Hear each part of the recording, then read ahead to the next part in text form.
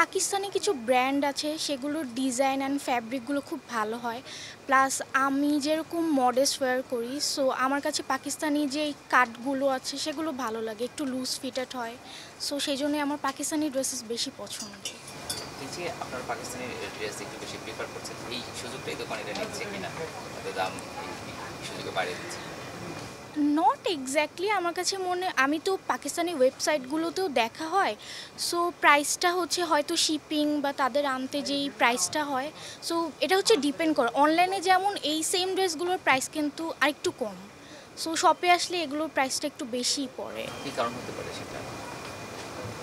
কী কারণ হতে পারে, আমার কাছে মনে হয় যে দোকানের কস্ট বা হ্যাঁ এই জিনিসগুলোর জন্য হয়তো বেশি চায়। অনেকে বলে যে অনলাইনে দেখে কেনার পরে দেখা যায় যে হয়তো একটু ফিজিক্যালি তখন এসে একটু ভালো হয়, কারণ বোঝা যায় না যে কালারটা অ্যাকচুয়ালি কেমন বা ফ্যাব্রিকটা কেমন।